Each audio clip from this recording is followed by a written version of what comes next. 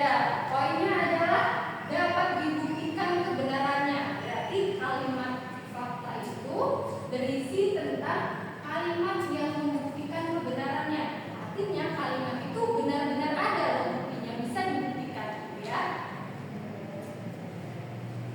Kemudian untuk definisi dari opini. Silakan ada yang bisa membacakan definisi dari opini? Ya, kita. Definisi opini. Opini adalah pandangan atau keyakinan yang tidak dapat dibuktikan secara objektif. Oke, berbeda dari teks fakta tadi ya, teman-teman.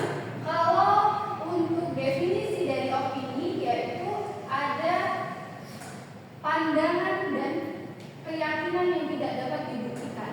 Nah, artinya dalam suatu kalimat opini itu berisi tentang pendapat pribadi mengenai pandangan dan juga belum tentu bisa dibuktikan gitu, kalimatnya. Oke, dari kedua definisi tersebut ada yang bisa membedakan? Ada yang bisa memberi penjelasan tentang dua perbedaan? Ya, silakan. Kalau fakta itu bisa dibuktikan kebenarannya, dan kalau opini belum tentu dapat dibuktikan secara objektif. Oke, bagus untuk kita. Kita lanjut. Untuk ini ada perbedaan detailnya yang lebih banyak tentang perbedaan dari fakta dan opini. Kalau fakta itu dapat dibuktikan kebenarannya, seperti yang sudah dibacakan tadi oleh Dela ya,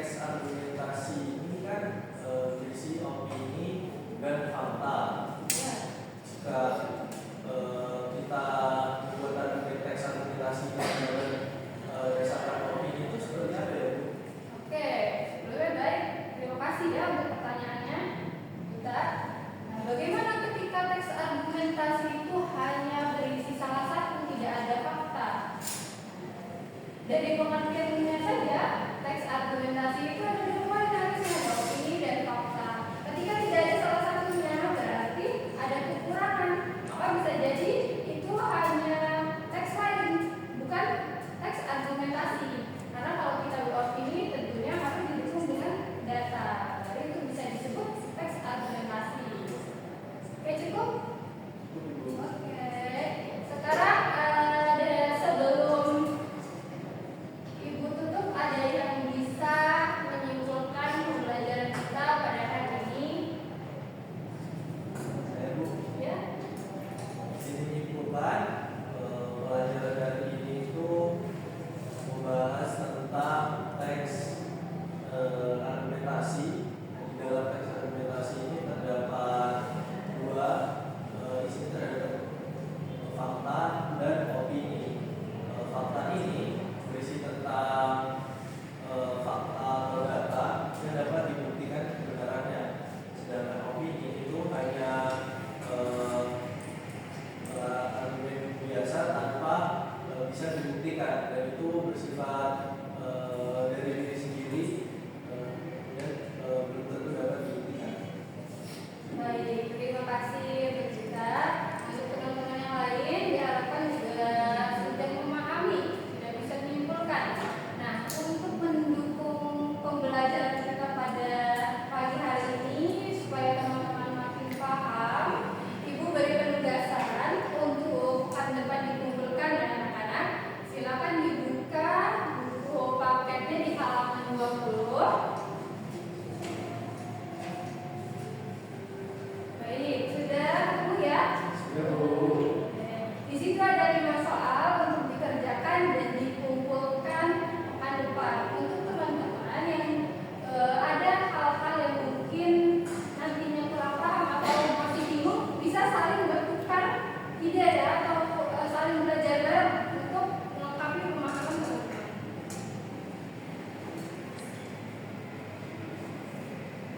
Baik, mungkin cukup itu pembelajaran dari Ibu. Sebelum kita tutup, boleh dipimpin lagi untuk doanya.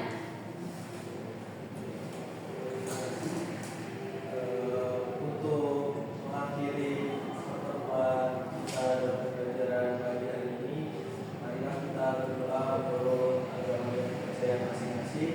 Berdoa